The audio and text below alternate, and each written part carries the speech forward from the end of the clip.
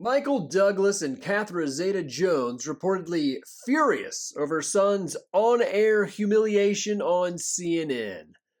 All right, let's check out the clip.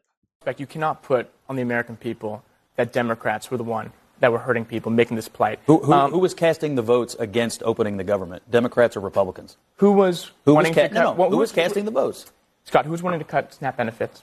Nobody. Republicans Republicans playing voted up, to fund SNAP who was playing 15 up SNAP benefits after two courts ruled that it was unallowed? Republicans voted to fund SNAP 15 times. Democrats voted to defund it 15 and you talk times. About and the now affordable, it took, and we had talk to get about 8 the to affordable join us. health care.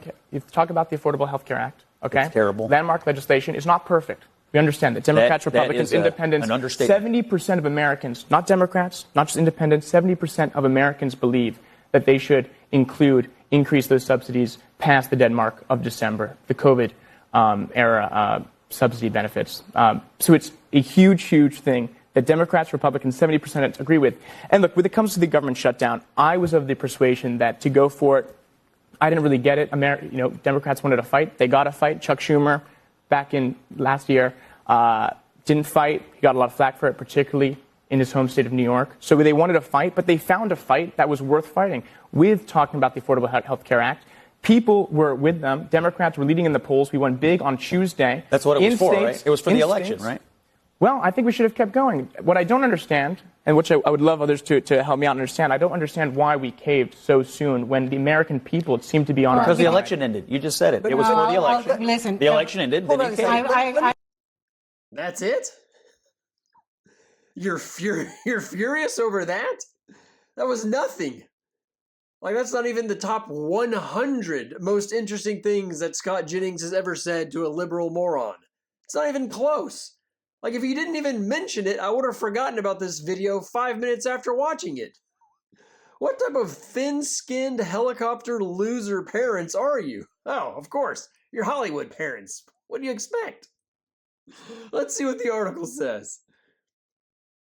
Quote, Dylan's never been spoken to like this in his entire life. He's always been the golden boy, adored, protected. CNN gave him a taste of the real world, and his parents hated every second of it, said a source. Young Dylan was left stuttering, incomprehensible midway through the interview, which has seemingly become a source of mockery behind the scenes.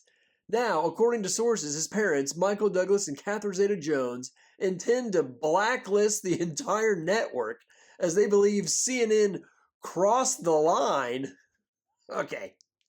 One, how are you blacklisting the entire network? You're an actor and an actress who I don't even know if you've been in the movie in the last 10 years, so I don't think they're really missing out on anything.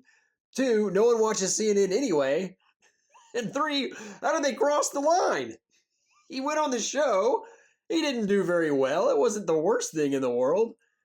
And you're freaking out? I mean, this is a total Barbra Streisand effect. Like, everyone would have forgotten about this in half a day if you didn't make a big deal out of it. And now you're putting more of a spotlight on your loser son. And the only reason he's a loser is because you've coddled him so bad. It's pathetic.